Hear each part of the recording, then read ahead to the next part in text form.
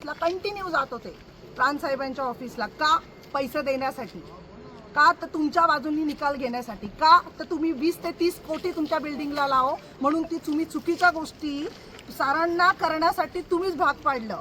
आणि कंटिन्यू असं तुम्ही त्या प्रांत ऑफिसची जर व्हिडिओज काढल्या, म्हणजे दररोज कोण येत होतं साहेबांकडे, सारखं कंटिन्यू साहेबांच्या मागे का लागले होते तुम्ही? जर तुम्हाला आज तुमच्या बाजूनी निकाल भेटत नव्हता, आज 2 वर्ष होत आलेत ह्या सगळ्या गोष्टीला, आम्ही फेऱ्या मारतोय कोर्टाचे. हे कोर्टात जातात, पैसे देतात, मॅनेज करतात, सगळीकडून सगळं मॅनेज करतात. का? पैशाच्या जोरावरती. बिल्डर आहे म्हणून तुम्ही काही करू शकता असं नाहीये. मी पण माझी जमीन आहे मी म्हणून भांडतीये. आज तुम्ही प्रांत साहेबांना पैसे देऊन तुम्ही, ह्याचा अर्थ काय होतोय? तुम्ही तुमच्या बाजूनी निकाल करायला बघत होते का? हेच होतंय ना. तुमच्या बाजूनी प्रांत साहेब निकाल देत नव्हते म्हणून तुम्ही प्रांत साहेबांना पैशाची लाच द्यायला गेले तिथे.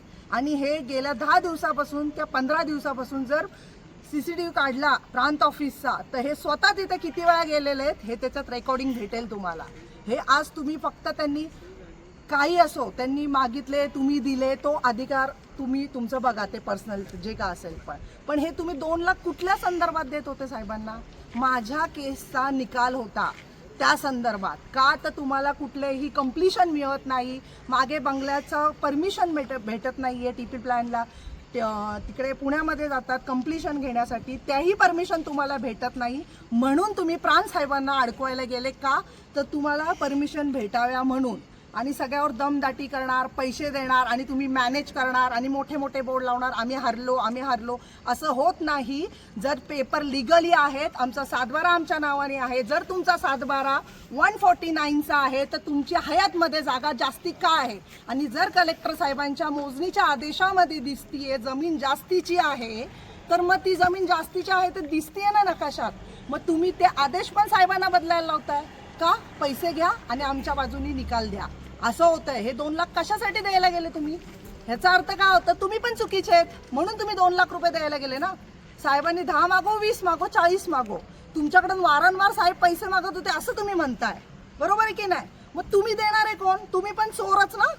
तुम्ही का दिले मग तुम्ही पैसे देऊन तुमच्या बाजूनी निकाल करून घेता. प्रत्येक जागी जावो तेव्हा हे लोक पैसे देतात आणि मॅनेज करतात, पैसे देतात मॅनेज करतात. असं होत नाही. ह्यांनी जो रजिस्टर ऑफिस हलवलाय नारायणगावचा, तिथे पण पैसे दिले.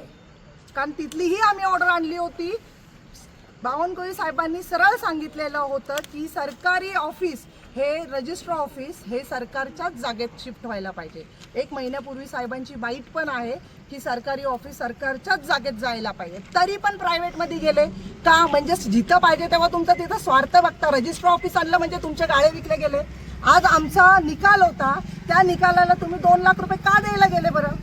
म्हणजे तुम्हाला तुमच्या बाजूने आदेश प्राप्त करून घ्यायचा होता की यांची जागा ह्यांच्यात निघत नाही. त्या जागेचा वाद काय? तुमची जी जागा म्हणते आणि ते ज्याच्याबद्दल बोलताय त्याचं नाव पण सांगा आणि थोडक्यात माहिती सांगा. नक्की जागेचा वाद कशामुळे चालू झाला? नारायणगावमध्ये सचिन शेलोत हे बिल्डर आहेत, पण आमचा वाद आमच्या काकांच्या संदर्भात झाला होता. आमची जमीन त्यांच्याकडे निघालेली, आम्ही वारंवार त्यांच्याकडे जात होतो, ती जमीन देत नव्हती. त्यांचा फर्स्ट फ्लोअर झाला होता. आम्ही वारंवार आमच्या बिल्डर बरोबर भांडत बसलो, पण आमची जमीन इकडे निघत होती. बिल्डरकडे तर आहेच आमचा वाद, पण जे सचिन शेलोतनी जिथे कन्स्ट्रक्शन केलेलं आहे तिथे आमची जमीन निघाली. आम्ही 4 मोजणी केल्या सरकारी. शेवटी आम्ही कलेक्टर साहेबांकडे गेले, साहेबांनी संयुक्त मोजणीचे आदेश दिले, त्या मोजणीत पण आमची जमीन निघाली. मग त्याच मोजणीचा आज निकाल देणार होते, आदेश देणार होते की म्हणजे आमची जमीन निघणार आहे. हे गेल्या आत्ता हेअरिंगला झाली होती. आत्ता एक 7-8-10 दिवसापूर्वी आमची एक हेअरिंग झाली होती. साहेब तेव्हा निकाल देणार होते आणि ह्या निकालाचा आज पर्याय हे निघालेला आहे की पैसे घ्या आणि आमचं काम करा, म्हणजे आमच्या बाजूनी द्या निकाल. सुयोग काय नाव आहे त्या? सुयोग साम्राज्य नारायणगावमध्ये पुनम हॉटेलच्या शेजारी आहे. तिथं त्यांनी भली मोठे कन्स्ट्रक्शन केलेलं आहे. पण तुम्ही जर चेक केलं सचिन शेलोत यांचा जे पेपर्स चेक केले तर 7/12 149चा आहे, ज्याच्यावर मोजणी लावले ती 2002 सालीची लावले.